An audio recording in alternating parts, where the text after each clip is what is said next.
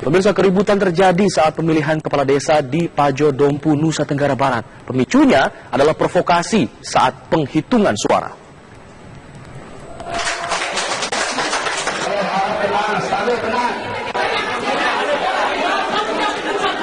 Kericuan berawal saat salah satu tim bersorak karena perolehan suaranya unggul.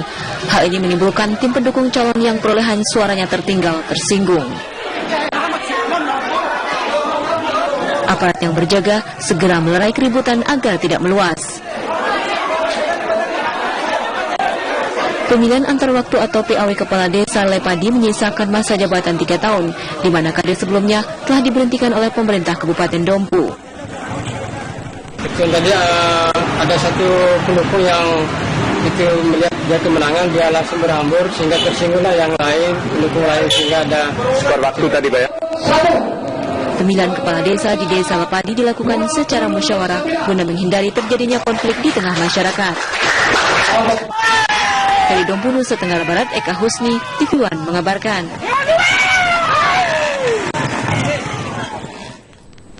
Beralih ke informasi lain, seorang anak laki-laki berumur 10 tahun mengalami kebutaan akibat disiksa oleh ibu tiri dan ibu kandungnya.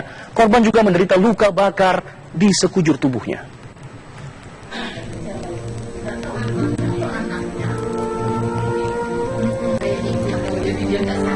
Anak seharusnya mendapatkan kasih sayang dari orang tuanya. Namun tampaknya hal tersebut tidak terjadi kepada anak laki-laki berumur 10 tahun ini. Korban asal Kutai Kartanegara, Kalimantan Timur ini justru kerap dipukuli oleh ibu kandungnya sendiri hingga menderita luka-luka. Polisi pun akhirnya menangkap sang ibu kandung.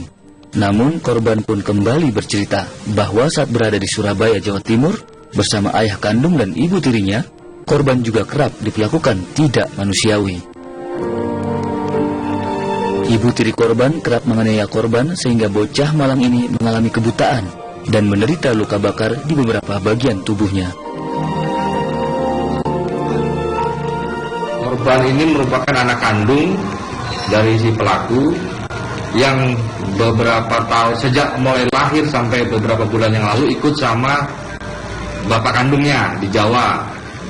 Namun karena bapak kandungnya ini ada tersandung masalah sehingga harus menjalani masa hukuman, kemudian anaknya dititipkan kepada ibu kandungnya.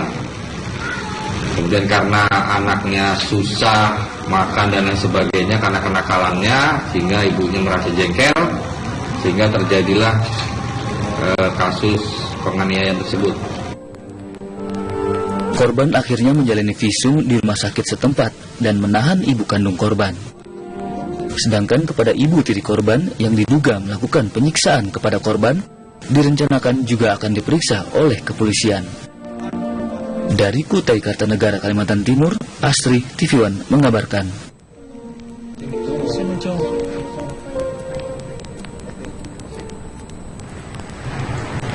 Pemirsa, jajaran Satuan Narkoba Polres Ogan Ilir, Sumatera Selatan menangkap 2 bandar sabu yang kerap beraksi di wilayah Ogan Ilir. Kabar tersebut beserta kabar-kabar kriminal lainnya kami rangkum dalam kilas peristiwa berikut ini. Jajaran Satuan Narkoba Polres Ogan Ilir, Sumatera Selatan menangkap 2 bandar narkoba jenis sabu yang kerap beraksi di wilayah Ogan Ilir. Keduanya ditangkap saat akan mengantarkan narkoba kepada oknum karyawan PT PN Cinta Manis di Kabupaten Ogan Ilir, Sumatera Selatan.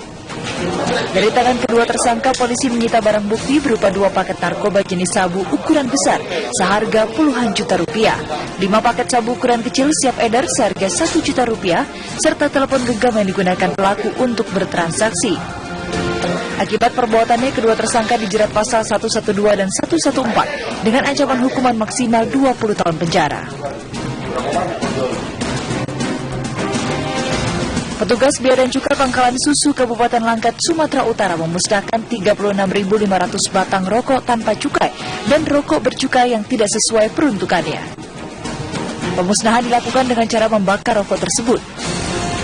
Ribuan batang rokok ini merupakan barang bukti yang diperoleh petugas dari razia yang dilakukan di Pelabuhan Pangkalan Susu dan sejumlah toko di Langkat sejak tahun 2014. Puluhan ribu batang rokok tersebut merupakan produksi luar negeri dan sebagian lainnya merupakan produksi rumahan dari Pulau Sumatera dan Pulau Jawa. Kepolisian Lalu Lintas Mapolres Takalar menggelar operasi patuh dengan merazia sejumlah kendaraan roda 2 yang tidak dilengkapi surat kendaraan, pengendara yang tidak memiliki SIM atau yang tidak memakai helm. Sebagian besar pengendara yang terjaring razia merupakan anak di bawah umur yang belum memiliki SIM. Tim TV One mengabarkan.